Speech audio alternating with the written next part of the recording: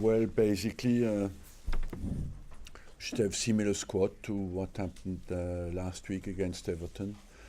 Maybe Danny Welbeck will be back, and we had a few problems with Peter Cech, who is not sure at the moment. He has not practiced, so I don't know if he will be available.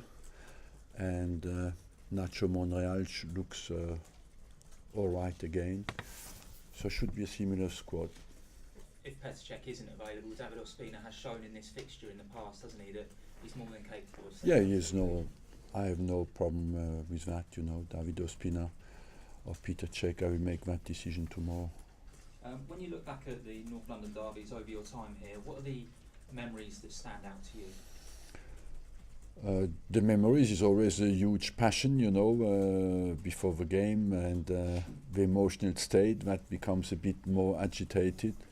I worked with Pat Rice at the start when I arrived for many years, so he of course got me very quickly on that territory, and so overall it's always a game that is a bit more charged emotionally because of the importance it has for us, for the fans, for everybody around the club. But this season, I must say as well, for us, it's if you look at the table, it's as well a very important game. Pat Rice, in the past, was one of the key people who told the new players coming in about the importance and the significance of this fixture. Who takes up that role now? Do they even need to be told? Well, the players know, and because we have many players who are here for years. But as well, the good thing in sport is that you have to find a good balance between being rational and emotional. And as much as you have to be certainly emotionally charged because of the importance of a game, it helps you to get the high energy level. Once you're on the pitch, you have as well to be calm and focused and make good decisions, and that's why you have not to let the emotions take over. And at the end of the day, it's down to making good decisions on the football pitch. It's getting quite late to make a call on Petr Cech. Does that not represent something of a risk in a fixture like this? I will not take any risk if he's not 100% fit, for sure, because I have full confidence in David Ospina. You said many years ago that despite this being a local fixture, it wasn't the biggest game on Arsenal's radar during the season. Has that changed much now? Do you see this as among the very biggest games of the season?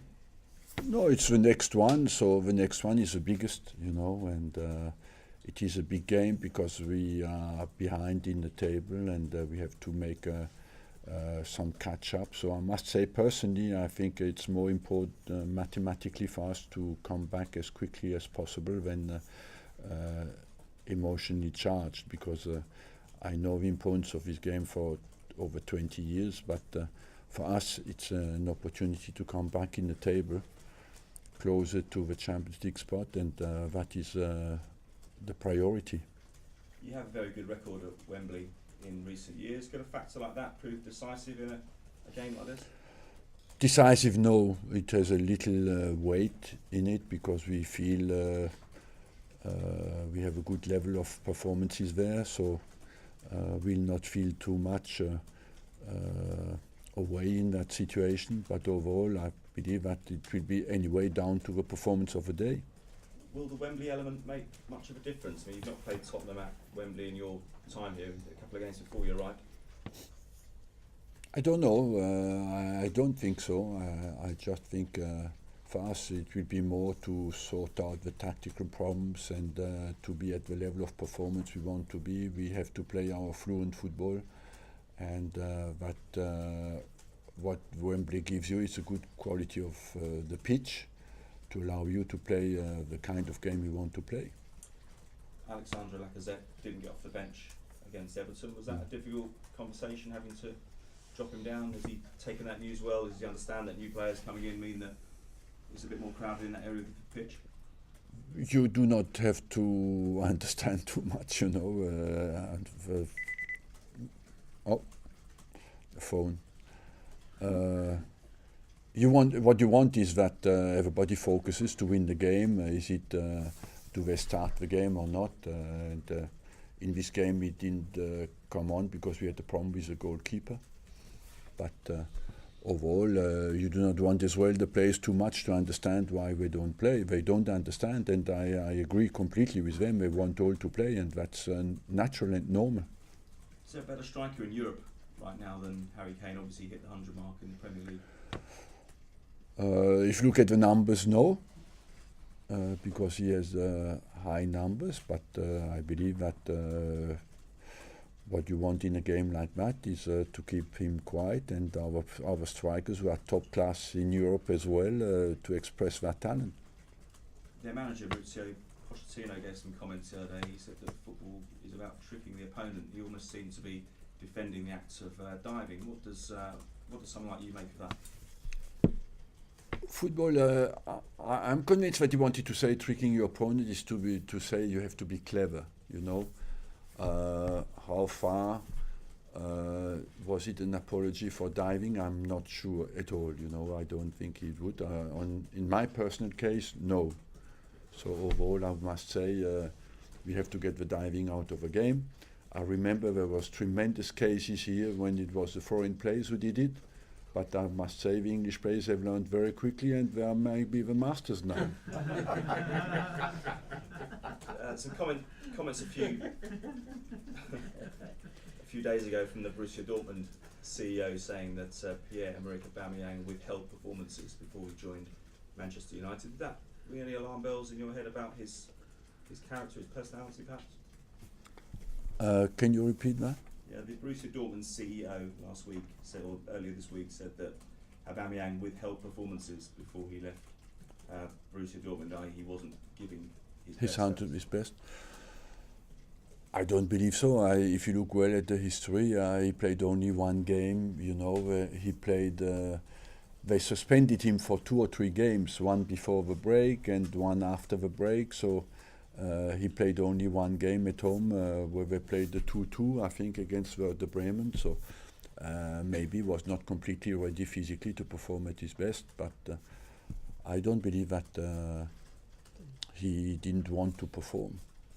Just finally, from me, just looking at the Riyad Mahrez situation, do we have to accept that that's the modern game now, that is within the gift of a modern player, or would his conduct possibly make a leading manager, leading coach, leading club even shy away from signing a player who's displayed that kind of conduct? No, you want the clubs to behave well and the players to behave well. In the case of Mahrez, who I know a little bit the story, I wouldn't like to come out on that because it's very difficult for me to assess what's happening in a different club. So overall, what you want is the players to behave 100% professional and committed to the club. And I wouldn't like to assess the situation at Leicester. It's not my job to do that. Arsene, I know you just said that you think diving is something that we need to get out of football. And, I mean, do you actively tell your players not to dive? I don't tell my players to dive, you know. Do you tell them not to dive? Not to dive, yes. I don't encourage them to dive at all. But if you look at the situation, I think when sometimes you do not want to provoke a dive as well, and sometimes you want your players to be intelligent. They play a little bit with the rules. They make more of it. On the penalty case, that's a little bit. Every striker will do that. You know, they extend a little bit the rules. Where is it? How far can you go? That's down to the referees and to the. I think sometimes at normal speed, it's very difficult to determine. I must say, on that front, as much I can be harsh with the referees. On that front, I'm quite. Tolerant with the referees because when you watch a game live, it's very difficult at 100% pace to distinguish was it a dive or not. Most of the time, when the players go into a goalkeeper, they push the ball away from goal. I think they had a good rule in England when I arrived here. When a striker pushed the ball away from a goal, they didn't give penalties because the only resource the striker has after is to look for a penalty. You know? And In many cases, it's like that now. The guy goes with the goalkeeper. The keeper has the hands off, but of course the guy leaves the leg as long as he can to make sure that the keeper touches him. But it's not really a penalty. The North London derby on Saturday, is it? You said you're a little bit behind Spurs and Liverpool and Chelsea. Is it a must not lose game? I mean, we spoke last week about your away form. It's more want to win game. We want to win this game, and we want absolutely. We have a good opportunity, and we want to take it. I think nearly all of your players would have had some experience of playing at Wembley, but some, like Aubameyang and Mkhitaryan, it'll be their first experience of a North London derby. You've already said it's different to any other game, but in terms of trying to keep their emotions in check, how would you do that? Just by focusing on the performance and on our team play, we want on focusing on how we want to play the game tactically and technically. And once the game has started, these guys have experience. They've played top-level games. They know what is important, and they know that the most important will be to focus on the performance. Finally, I'm sure you've done all your homework on Spurs, but the Newport manager had a little dossier that got leaked this week, and apparently Juventus asked for the dossier on the Spurs' weaknesses. Are you going to ring up the Newport manager and maybe ask for that dossier as well? Yeah, I will call him straight away when I come out of a press conference. Arsene, with the arrival of Aubameyang and Mkhitaryan, have you noticed that the team dynamic within the dressing room has changed, and if so, how? It gives always a new hope, to fresh players who come in with their talent. But the most important will be the team performance. I just spoke in a different interview about Mkhitaryan. He came in, his first experience was at Swansea, was not very positive. After we played against Everton, it was very positive. So that's what you want, is to have a positive history. And then at the start it gives you a swing upwards, but after it has to be backed by their individual performances and by the results of the team. Last week you said that you were going to try to find internal solutions to improve your defence. So have you found those solutions to be able to stop Harry Kane? Answer on Saturday, where I can talk and talk and talk. At the end of the day, it's the numbers that will show that. And the best way for us is to have the ball. It's the best way to defend, and to take the game to them, and after that, when you don't have the ball, to defend as a team. And lastly for me, when Pochettino arrived in this country 5 years ago, a lot of people were saying, who is he? And similarly, when you arrived in this country, you had Arsene who.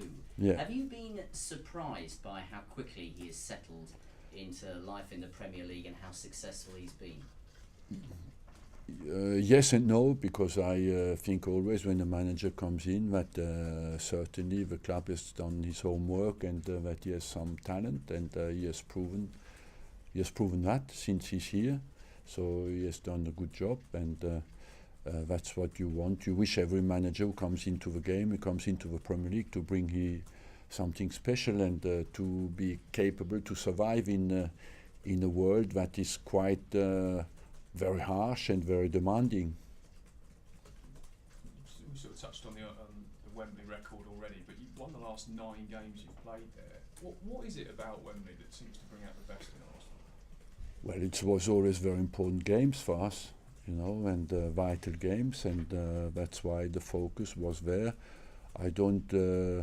Is that special linked with the players? No, it's just linked with the fact that at Wembley you play big games where you are under pressure to perform, and we responded every time well to it. Would you prefer to play this game at Wembley rather than White Hart Lane then? Yes, because we have a positive history there, and of course Wembley is a pitch that is of quality, a stadium where you have a big crowd, and there's always a special day in your mind. So overall, yes. You've spoken a lot about the away form and it not really been good enough this season. You mentioned earlier sort of tactical issues with that. What have you kind of identified as the problems away from home? Overall, we lost games with 75% possession, you know, at Swansea, for example. So I believe that we had not the same comfort, maybe, because of a negative history. At the start, it was a bit linked with bad luck, bad decisions. I speak about Watford, West Brom, where after that, of course, you questioned about your away form.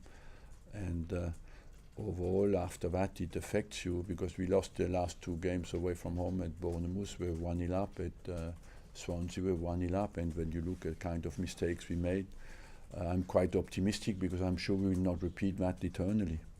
And just finally, Aubameyang and Mkhitaryan, have you got any doubts at all about throwing them into a game of this magnitude, sort of this early on in their Arsenal career, or are you confident they can deal with it?